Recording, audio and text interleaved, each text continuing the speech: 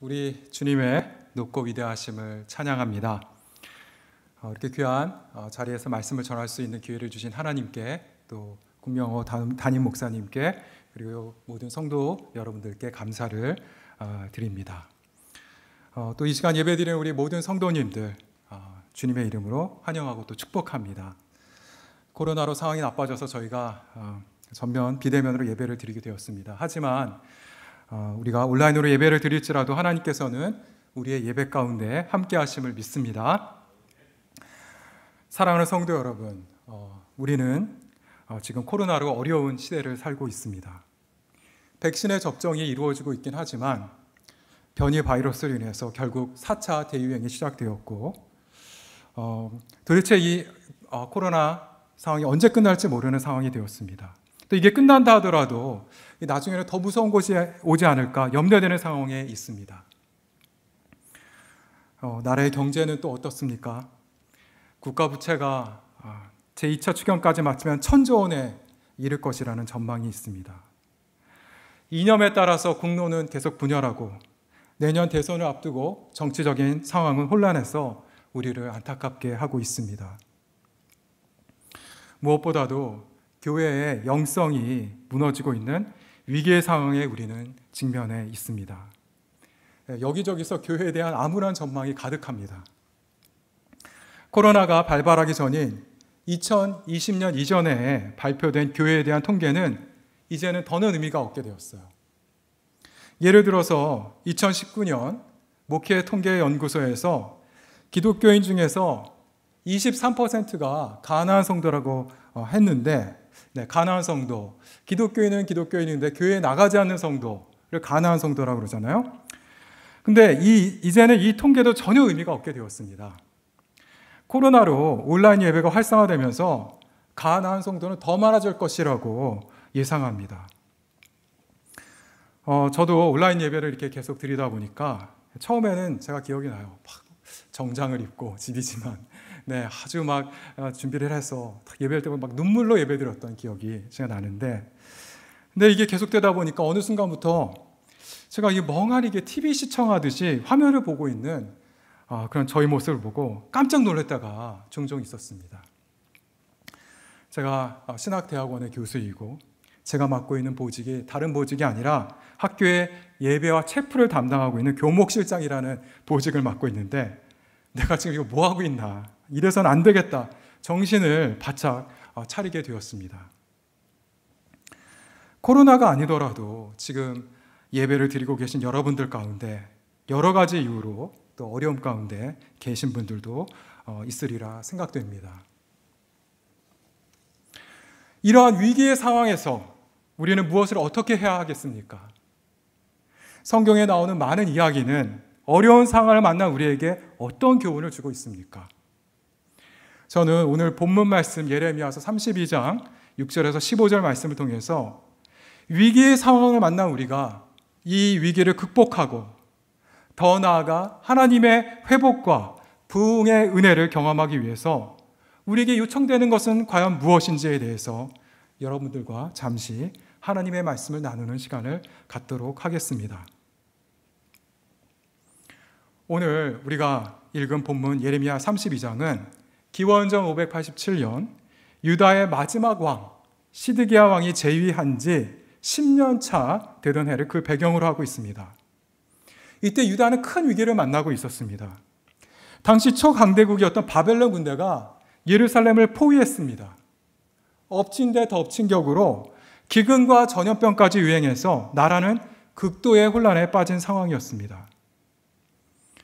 그런데 이 나라의 운명이 풍전등화 같은 상황 속에서 이 선지자 예레미야는 예루살렘의 패망을 예언합니다. 예레미야는 유다가 이러한 고난을 만난 것이 유다가 하나님께 범죄했기 때문이고, 하나님께서는 바벨론을 통해서 유다를 심판하셔서 유다는 곧 망하게 될 것이라는 예언의 메시지를 전한 것입니다. 당시 유다의 왕이었던 시드기야는 유다가 멸망하고 또 왕인 자신도 바벨론의 포로로 잡혀갈 것이라는 이러한 메시지를 전하는 예레미야를 보고 얼마나 화가 났을까요? 시드기야는 심판의 메시지를 듣고 회개하기보다는 화가 나서 예레미야를 궁중 시위대들 곧 왕궁의 감옥에 예레미야를 가두어 버렸습니다. 그런데 이 감옥에 갇혀있던 예레미야 선지자에게 하나님의 말씀이 임합니다. 7절 말씀입니다. 보라, 내 숙부 살룸의 아들 하나멜이 내게 와서 말하기를 너는 아나돗에 있는 밭을 내 밭을 사라. 이 기업을 물을 권리가 너에게 있느니라 하리라 하시더니. 무슨 말입니까? 예레미야야, 내가 상속할 땅이 있다. 아나돗이라는 곳에 있는 너 조카의 밭인데 그 밭을 사라. 이런 말씀이에요. 참고로 이 아나돗은 예루살렘 근처에 있는 땅입니다. 지금 엉뚱한 상황이 벌어지고 있는 거예요. 예레미야는 지금 감옥에 갇혀 있죠. 더군다나 유다가 바벨론에 포위된 상황이었습니다. 당시의 상황은 얼마나 급박한 상황이었는지 유다가 망하기 정확히 딱 1년 전 상황이었어요. 유다는 이제 곧 망하게 되어 있었습니다. 그런데 무슨 땅이 필요합니까? 전혀 살 필요가 없죠. 예레미야 자신은 감옥에 갇혀 있고 나라는 곧 멸망할 위기에 처했는데 밭을 사라고 투자를 하라고 하는 것은 도저히 이것은 이해가 되지 않는 말씀이었습니다. 만약에 여러분이 그런 말씀을 들었다면 여러분은 어떤 선택을 하셨겠습니까? 땅을 사셨겠습니까? 저는 쉽지 않았을 것 같아요. 왜냐하면 예레미야에게 지금 주신 하나님의 명령은 보편적인 상식을 벗어나는 명령이기 때문입니다. 그런데 또 우리가 성경을 보면 사실 하나님께서는 자주 상식을 벗어나는 명령을 하곤 하십니다. 예를 들면 우리가 잘 아는 하나님께서는 아브라함에게 이삭을 번제로 바치라고 명령하십니다. 여리고성을 정복하기 위해서 이스라엘 백성들에게 하루 한 번씩 성주일을 6일 동안 조용히 돌고 마지막 7째 날에는 7번을 돌고 함성을 지르라고 이렇게 말씀하십니다. 제가 예레미야였다면 쉽지 않았을 것 같아요. 하지만 하나님의 명령에 순종해서 예레미야는 그 땅을 구입합니다. 그렇다 여기서 이제 한 가지 의문이 우리가 이제 생기는 거예요. 하나님은 도대체 왜 예레미야에게 그런 명령을 주셨을까 하는 것이죠. 15절 말씀은 우리에게 그 해답의 힌트를 줍니다. 만군의 여호와 이스라엘의 하나님께서 이와 같이 말씀하시니라. 사람이 이 땅에서 집과 밭과 포도원을 다시 사게 되리라 하셨다 하니라. 그리고 우리가 읽지는 않았지만 16절 이하에서 하나님께서는 그 이유를 더욱 분명하게 말씀하십니다. 요약하면 이런 내용입니다. 바벨론 군대가 성을 불태우고 우상 숭배하던 집들을 다 불사를 것이지만 그것이 끝이 아니다. 이 성의 백성들은 쫓겨나지만 다시 돌아올 것이며 그들은 내 백성이 되고 나는 그들의 하나님이 될 것이다. 그들은 나를 항상 경외할 것이고 나는 그들에게 모든 복을 줄 것이다. 사람들은 이 땅에서 집과 밭과 포도원을 다시 사게 될 것이다. 무슨 말입니까? 지금은 하나님께서 범죄한 유다를 심판하시지만 하나님께서는 크신 긍휼과 자비로 유다 백성들을 다시 구원하실 것이라는 말씀입니다. 지금은 바벨론에 의해서 유다가 황폐해질 것이지만 하나님께서는 반드시 유다를 회복시키시겠다는 것입니다. 따라서 지금 상황은 너무나도 암울하지만 하나님의 소망을 붙들고 낙망하지 말라는 말씀입니다. 유다 백성들이 이 땅에서 집과 밭과 포도원을 다시 사는 날이 올 것이라는 소망의 말씀인 것입니다. 그리고 하나님께서는 바벨론의 심판 뒤에 유다를 곧 회복하실 것을 상징적으로 보여주기 위해서 예레미야에게 아나돗의 밭을 사라고 명령하신 것입니다. 예레미야는 하나님의 약속을 믿었습니다. 예레미야는 계약서를 쓰고 여러 사람들이 지켜보는 앞에서 그것을 봉인까지 하는데 이는 하나님의 약속대로 예루살렘이 회복된다고 믿고 이를 사람들 앞에서 공식적으로 선포한 행위였습니다. 그리고 실제로 유다의 멸망 뒤 포로로 잡혀갔던 이스라엘 백성들이 하나님의 예언대로 정확하게 70년 뒤에 바벨론 포로에서 귀환합니다. 우리는 이것을 제1차 포로 귀환이라고 하는데요. 스룹바벨을 중심으로 무너진 성전을 재건하고 영적 각성과 부흥을 경험하게 됩니다. 그리고 이후에도 제2차 제3차 포로 귀환을 통해서 우리가 잘 아는 에스라와 느헤미야를 통해서 무너진 예루살렘 성벽을 재건하고 영적 회복의 역사를 경험하게 되는 것입니다. 사랑하는 성도 여러분, 하나님께서 오늘 위기의 때를 지나고 있는 우리에게도 동일하게 말씀하시는 줄 믿습니다. 아나도체 밭을 사라. 아나도체 밭을 사라. 현재의 어려운 상황만 보지 말고 어려운 상황 너머에 있는 하나님의 섭리와 경륜과 계획을 바라보라. 현실은 어렵고 절망적이지만 낙심하지 말고 하나님을 바라보라. 소망을 품고 기도하라. 회복과 부흥을 위해 앞장서라. 사실 우리가 이 교회 역사를 살펴보면요, 예레미야나 현재의 우리처럼 교회는 어려운 위기의 상황을 많이 만났습니다. 그런데 그 위기의 상황마다 하나님께서는 말씀하셨고, 예레미야처럼 그 말씀을 따라 아나도체 밭을 사는 사람들이 있었습니다. 그리고 하나님께서는 그들을 통해서 교회를 각성하시고 부흥을 주시고 세상을 회복시켜 주셨습니다. 1857년 미국의 정오 기도회는 그러한 대표적인 신뢰입니다. 당시 미국은 급속한 영적 침체를 겪고 있었습니다.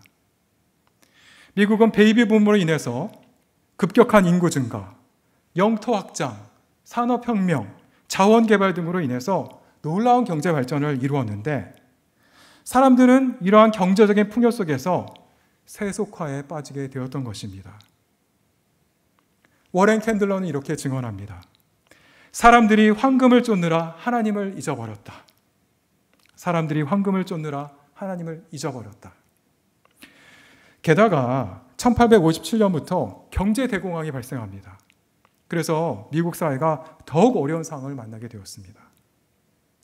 하지만 하나님께서는 다시 한번 미국 땅의 영적 각성과 부흥을 사모하는 일련의 사람들을 세워주십니다. 그 중에 한 명이 평범한 비즈니스맨으로 뉴욕 풀턴가의 한 네덜란드 개혁교회에 출석하고 있었던 제레마야 란피에르라는 사람이었습니다. 제레마야 란피에르. 이름을 이제 영어로 발음하면 제레마야인데 한국식으로 말하면 오늘 우리가 본문에서 읽은 예레미야가 되는 것이죠. 이게 참 설교를 지으면서 이게 일치를 하더라고요. 흥미로웠는데, 미국의 안타까운 현실 앞에서 많은 사람들이 시리와 절망에 빠질 때 란피에르는 낙심하지 않고 하나님께서 미국 땅에 다시 한번 영적 회복과 부흥을 주실 것이라는 소망을 품습니다.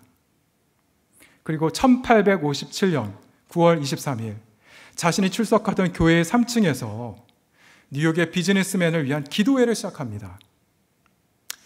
현실의 절망을 넘어서 하나님의 역사를 기대하는 신앙의 행위, 즉 아나도체 밭을 산 것이었습니다. 이것이 바로 19세기 교회의 역사를 바꿔놓았던 1857년 미국 정오기도회의 시작입니다. 람피에르는 일주일에 한 번 금요일 정오에 점심시간을 이용해서 1시간 동안 기도 모임을 갖기로 하고 여기저기 광고를 했습니다. 첫 주 기도회 시간이 되었습니다. 얼마나 많은 사람들이 기도에 참석을 했을까요? 네, 람피에르 한 사람만 왔습니다. 그래도 람피에르는 낙심하지 않고 혼자서라도 기도 모임을 시작했습니다. 첫 번째 참여자가 30분을 지각했습니다.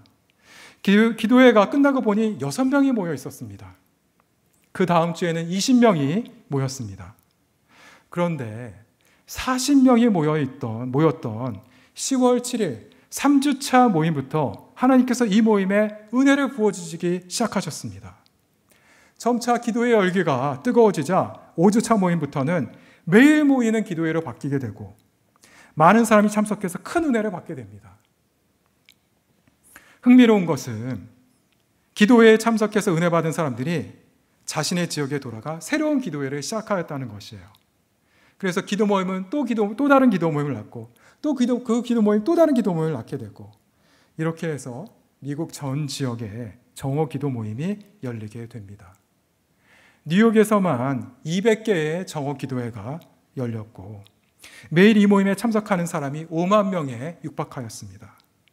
이외에도 매사추세츠 150개 지역, 오하이오 200개 지역, 인디애나 150개 지역 등 어떻게 보면 이 코로나의 전파 속도보다도 더 빠른 속도로 기도회를 통한 부흥의 역사가 미국 전역을 휩쓸게 됩니다. 이렇게 곳곳에서 열리게 된 정오 기도회는 2년 후인 1859년까지 계속됩니다. 1857년부터 1859년까지 매주 1만 명에서 5만 명이 회심하는 역사가 나타났고, 그 결국에 2년 동안 당시 미국의 전 인구가 3천만 명이었는데 3천만 명 중에서 200만 명이 회심하는 결과를 보게 되었습니다.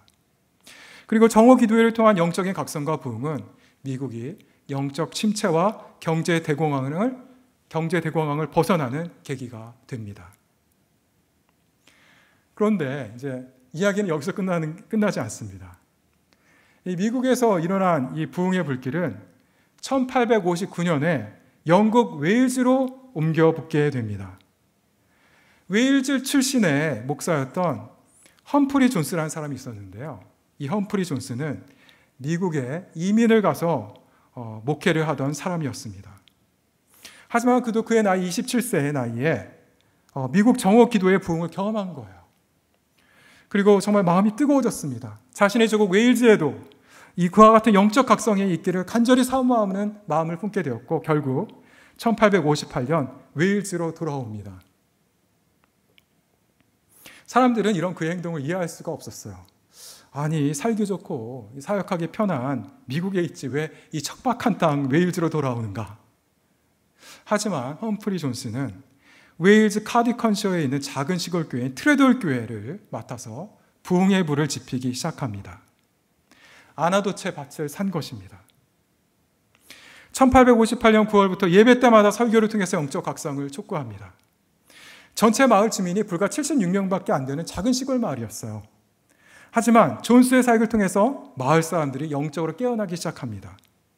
그리고 그 소문을 듣고 주변 지역의 사람들이 교회에 몰려오기 시작하였고, 이들이 은혜 받고 또 각자의 지역으로 흩어지면서 부흥의 불길은 주변 마을로 옮겨 붙게 되었습니다.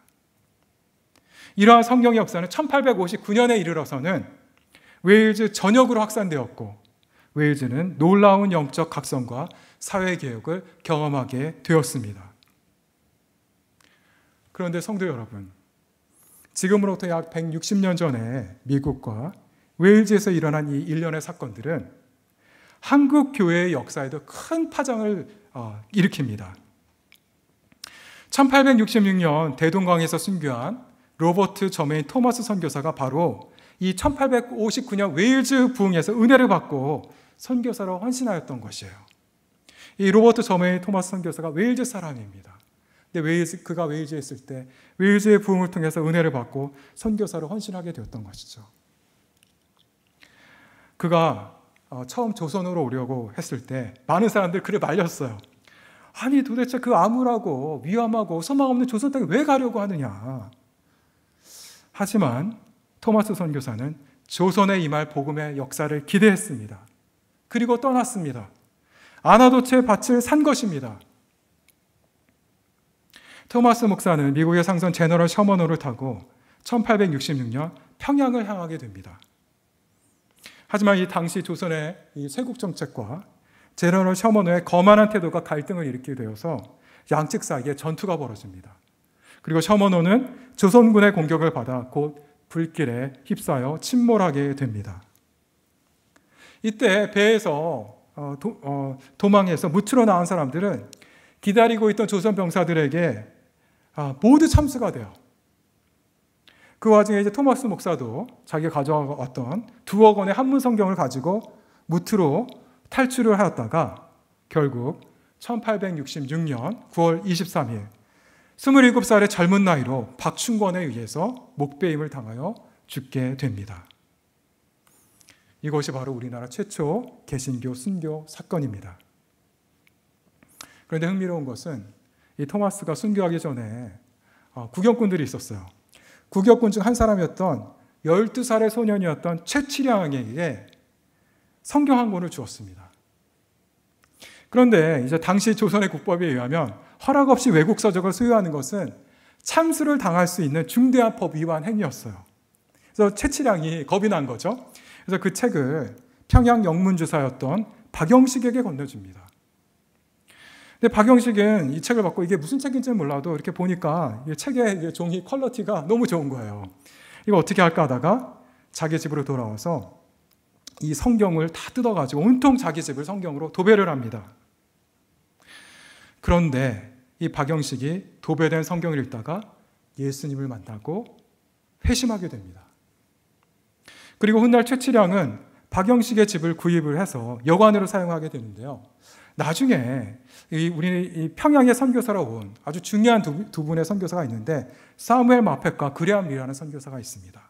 이 두 분이 바로 이 여관에 머물게 됩니다. 그리고 이 최치량이 사무엘 마펫에게 침례를 받게 되었습니다. 그래서 은혜를 받은 이 최치량은 그 여관을 예배처소로 헌당을 해요. 이것이 바로 평양 최초의 교회인 널다리골 교회가 되는 것입니다. 네, 한편 이 토마스를 참수했던 이 박충건은 토마스 선교사가 죽은 지 33년이 지난 1899년 이 널다리골 교회의 종소리를 들을 때마다 죄책감으로 너무 괴로운 거예요. 그러다 결국 사무엘 마펫 선교사를 찾아가서 참회를 하고 예수님을 믿고 당시 평양에 있던 교회 영주교회의 영수라는 직분, 오늘날의 안수 집사와 비슷한 직분입니다. 영수가 되어서 평양의 복음화에 헌신하게 됩니다. 토마스 목사를 죽인 박충건도 이 토마스 선교사에게 참수당하기 전에 이 토마스 선교사가 자기에게도 자기를 참수하려는 이 박충건에게 성경을 한 거 준 거예요. 성경을 받았는데 이 박충건이 이 성경을 어떻게 하느냐? 자신의 조카 이영태에게 줍니다. 그런데 이제 이영태가 박충건에서 방학된 성경을 이제 가져와가지고 이 책이 뭔가 하고 이렇게 막 읽다가 이영태가 은혜를 받은 거예요. 복음을 깨닫습니다. 예수님을 영접하고 그도 진실한 교인이 되었습니다. 그래서 이영태는 선교사들이 세운 학교였던 평양 숭실전문학교, 지금 숭실대의 전신이죠. 평양 숭실전문학교를 졸업한 후에 미국 남장로의 선교사 레이놀즈의 비서조사가 되어서 한국인 성서번역위원회 한 사람으로 한글 성서 번역에 큰 공헌을 하게 됩니다. 아주 중요한 역할을 해요. 널다리골 교회의 얘기를 잠깐 돌아가면 널다리골 교회는 어떻게 되었느냐? 널다리골 교회는 성장해서 이름을 한번 바꿉니다. 장대적 교회가 됩니다. 그런데 사람들이 너무 많이 오니까 이 수익 다 감당이 안 되는 거예요. 그래서 그 장대적 교회를 허물고 그 터 위에 더 큰 교회를 짓게 됩니다. 근데 그 교회가 바로 사도행전 이후에 기독교 역사상 가장 강력한 성령의 역사였다고 평가를 받는 1907년 평양 대부흥의 발원지가 되었던 장대현 교회가 되는 것입니다. 결국 이 토마스 선교사의 순교는 1907년 평양 대부흥의 밑거름이 되었습니다. 우리는 여기서 1857년 미국 정오기도회는 1859년 웨일즈 부흥으로 이어졌고 1859년 웨일즈 부흥은 1907년 평양 대부흥으로 이어지게 되는 하나님의 섭리와 경륜을 보게 됩니다. 사랑하는 성도 여러분, 낙심과 위기의 시대를 지나고 있는 우리도 예레미야처럼 제레마야 란피에르처럼 험프리 존스처럼 로버트 토마스 선교사처럼 아나도체 밭을 사야 될 줄 믿습니다. 그렇다면 우리가 사야 될 아나도체 밭은 어디에 있습니까? 그리고 우리는 어떻게 이 아나도체 밭을 살 수 있습니까? 21세기 코로나 시대를 살아가고 있는 우리에게 아나도체 밭을 사는 것은 다음에 두 가지 영적인 의미를 지니고 있다고 말씀드릴 수 있습니다. 첫째, 우리는 지금의 혼란만 바라보지 말고 혼란 너머에 있는 하나님의 계획을 바라봐야 합니다. 현재는 아무리 어렵고 힘들어도 주님의 섭리를 믿으며 소망의 끈을 놓지 않는 믿음, 그 믿음을 갖는 것이 바로 아나도체 밭을 사는 것입니다. 예레미야가 유다의 회복을 바라보았듯이 람피에르와 존스와 토마스 선교사가 당시의 절망적인 상황을 넘어서 하나님의 소망을 바라보았듯이 우리도 하나님을 바라보며 미래에 대한 소망을 품는 것입니다. 물론 어렵습니다. 많은 아픔이 있습니다. 하지만 사랑하는 성도 여러분, 우리 주님께서는 주님의 시간에 주님의 방식으로 우리를 반드시 회복시켜 주실 것입니다. 예레미야 29장 11절은 이렇게 말씀하고 있습니다. 너희를 향한 나의 생각을 내가 아나니 평안이요 재앙이 아니니라. 너희에게 미래와 희망을 주는 것이니라. 둘째, 아나도체 밭을 사는 것은 하나님께서 우리에게 주시는 소망의 말씀을 따라 우리가 할 수 있는 최선의 순종을 하나님께 드리는 것입니다. 다시 말해서 미래에 이루어질 회복과 부흥을 기대하면서 어렵고 힘들더라도 소망을 가지고 눈물로 오늘 씨를 뿌리는 것입니다. 시편 126편 5절은 이렇게 말씀하고 있습니다. 눈물을 흘리며 씨를 뿌리는 자는 기쁨으로 거두리로다. 온전한 믿음은 행함으로 반드시 나타나게 되어 있습니다. 우리가 진정 하나님을 신뢰한다면, 미래에 역사하실 하나님을 기대한다면 예레미야가 아나도체 밭을 산 것처럼 우리는 오늘 눈물로 씨를 뿌려야 합니다. 눈물로 씨를 뿌리는 행위가 바로 믿음입니다. 그런데 우리가 드려야 할 순종은, 즉 우리가 오늘 뿌려야 할 씨는 어떤 거창한 것이 아니라 사람의 눈으로 보기에는 아주 작은 것일 수 있습니다. 1857년 정오기도회에 제레마야 람피엘은 일주일에 한 번 1시간 기도 모임을 가졌습니다. 1859년 웨일즈의 험프리 존스는 아무도 주목하지 않은 십수명 모이는 작은 시골교회에서 말씀을 전하고 기도하였습니다. 1866년 로버트 저메인 토마스 선교사, 그가 조선 선교를 위해서 한 것이라고는 성경책 몇 권 전달한 것이 다였습니다. 하지만 하나님께서는 그들의 작은 순종과 헌신을 사용하셨고 놀라운 열매를 거두게 하셨습니다. 성경과 교회 역사를 우리가 살펴보면 이와 유사한 이야기들이 아주 많이 있어요. 거친 들판에 뿌려지는 작은 씨앗 같은 행동들. 그런데 그곳에서 싹이 트고 잎이 나고 나중에는 숲을 이룹니다. 이것이 바로 소망 중에 이루어지는 믿음의 역사인 것입니다. 사랑하는 성도 여러분, 오늘 우리의 기도와 우리의 희생과 순종이 아무것도 아닌 것 같지만 절대 그렇지 않습니다. 오늘 본문의 아나도체 밭에서 아나도의 뜻이 무엇인지 아시나요? 아나도의 뜻은 응답이라는 뜻입니다. 우리가 믿음으로 주님의 말씀 앞에 반응할 때 하나님의 응답은 반드시 임하는 것입니다. 여러분의 기도, 믿음, 사랑, 봉사, 헌신, 전도 등 어려운 중에도 밭을 사고 씨를 뿌리는 행위는, 즉 눈물을 흘리더라도 씨를 뿌리는 행위는 반드시 기쁨으로 거두는 보상을 받게 될 것입니다. 우리 가운데 혹시 나의 상황은 지금 너무 어렵기 때문에 내가 할 수 있는 것은 아무것도 없다, 이렇게 생각하는 분들이 계실지도 모르겠습니다. 하지만 오늘 본문 예레미야의 상황은 어떤 상황이었습니까? 그는 궁중의 시위대들, 즉 감옥에 갇혀 있었습니다. 그는 밖에 나갈 수도 없었고 감옥 밖에 있는 사람들과 자유롭게 소통할 수도 없었습니다.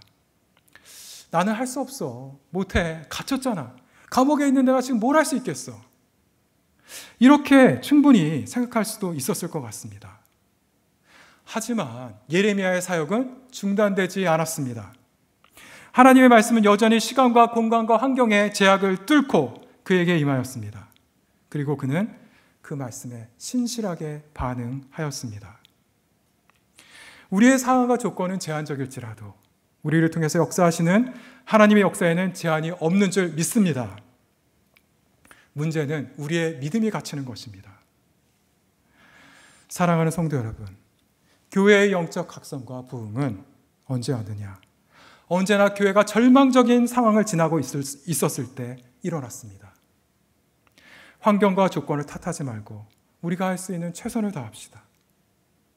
현재 하나님께서 우리에게 맡기신 작은 직분에 충성을 다합시다.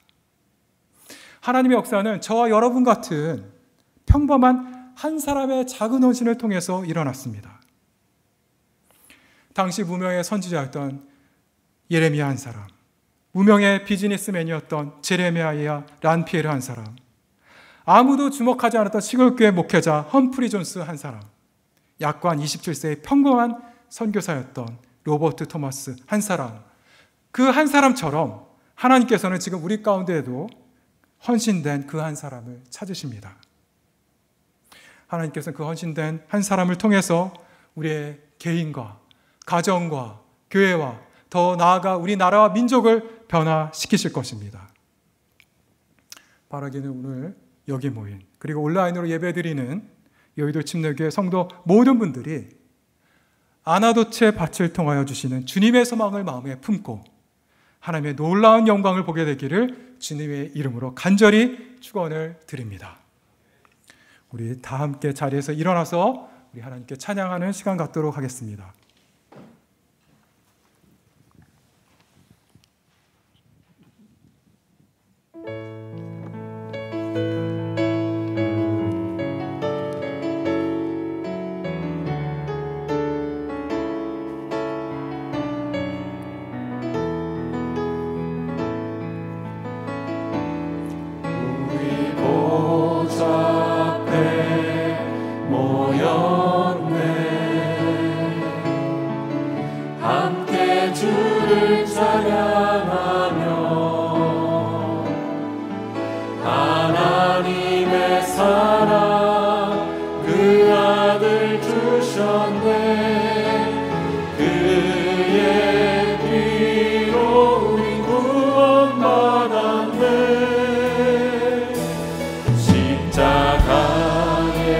쏟으신 그 사랑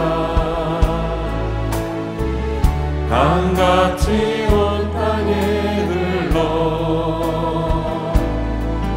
각 나라와 족속 백성 방언에서 구원받고 주 경배드리네.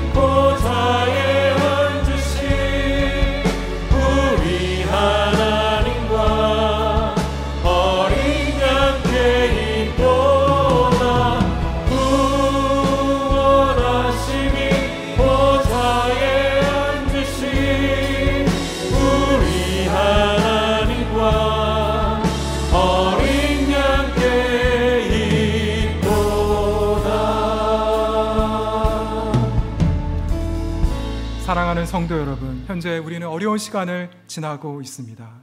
하지만 우리의 구원이 보호자에 앉으신 하나님께 있는 줄 믿습니다. 제가 기도하고 축도함으로써 오늘 예배를 마치도록 하겠습니다. 기도하겠습니다. 사랑과 은혜가 풍성하신 하나님 아버지 감사합니다. 칠흑같이 어두운 상황을 지나고 있었지만 하나님이 행하실 위대한 치유와 회복의 역사를 바라보고 아나도체 밭을 쌌던 예레미야의 믿음, 그 믿음을 우리에게 이 시간 허락하여 주시옵소서. 어떤 상황에서도 소망의 끈을 놓지 않고 믿음의 주여 온전케 하시는 이이신 예수 그리스도를 바라보며 하나님께 간구하는 우리 모두가 될 수 있도록 은혜를 베풀어 주시옵소서. 저희를 위하여 십자가를 지시고 부활하신 예수 그리스도의 그 십자가와 부활의 능력으로 저희 한 사람 한 사람을 회복시켜 주시옵소서. 지금은 우리 주 예수 그리스도의 은혜와 하나님 아버지의 무한하신 사랑하심과 성령님의 감화 감동 내주 역사하심이 지금 고난 중에도 낭망하지 아니하고 하나님을 바라보며 아나도체 밭을 사기로 결단하는 여의도 침례교회의 모든 권속들 위해 지금부터 영원토록 함께 하시기를 주의 이름으로 간절히 축원드리옵나이다. 아멘.